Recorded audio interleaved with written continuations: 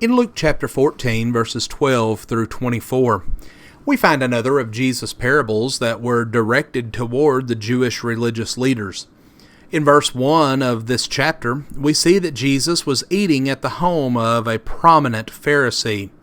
And Luke adds that Jesus was being carefully watched by the Jews, just waiting for him to do something that they could use against him.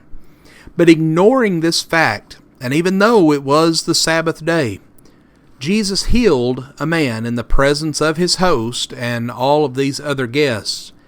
This no doubt caused them to object to Jesus' actions.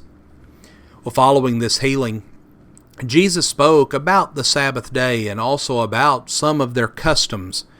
Then in verses 12 through 14, Jesus told them that instead of inviting their friends to dinner, they should go out and invite the poor, the sick, and others who could not repay their hospitality.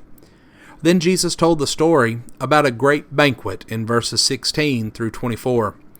It was a tradition among the Jews that when the Messiah came, he would hold a great feast or a great banquet.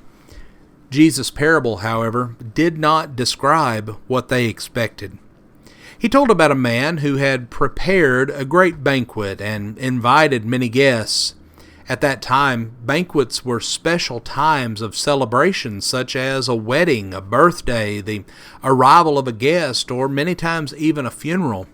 And invitations were sent out, and a certain formality was something that was expected to be observed. An invitation was sent out, but the potential guests refused. They refused to attend this banquet, indicating that they were not worthy of such an honor. Well, this was followed by a second invitation that was accepted. A day was set, but not a time.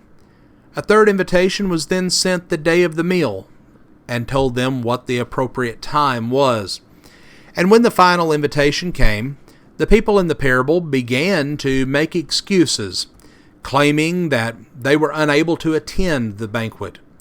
When the servant returned with the news that no one was going to accept the invitation to the feast, the host was furious, and he sent the servant back out to invite the forgotten of society, those who were sick and those who were poor. And still having room for more guests, he sent the servant out to the surrounding area to find others that could come and enjoy this feast. It was a great honor to have been invited to such a banquet, and to have refused was an insult to the host. Their excuses were ones that were superficial and flimsy, and it was easy to see why the host was so angry.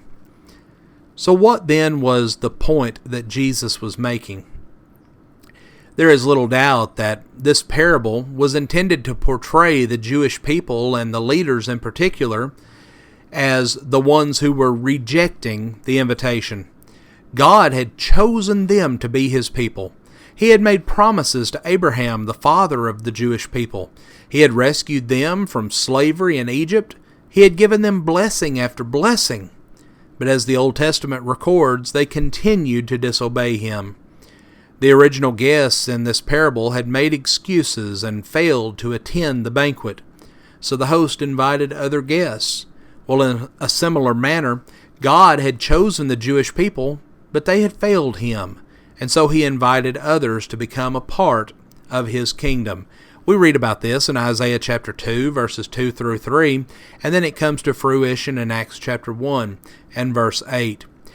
Jesus, in his avoidance of the religious elite and friendship with the outer fringes of society, played out in this parable in his own life and ministry. But the parable also reminds us of one of the main themes of Luke's gospel. And that is that the good news is for every person. In the book of Acts, the sequel to Luke's gospel, we see the final stage of the parable enacted as the story of Jesus is taken out into the world far beyond Jerusalem, far beyond the Jewish people, and was carried to all of mankind. Go and teach all nations, baptizing them in the name of the Father, and of the Son, and of the Holy Spirit, teaching them to observe all things whatsoever I have commanded you.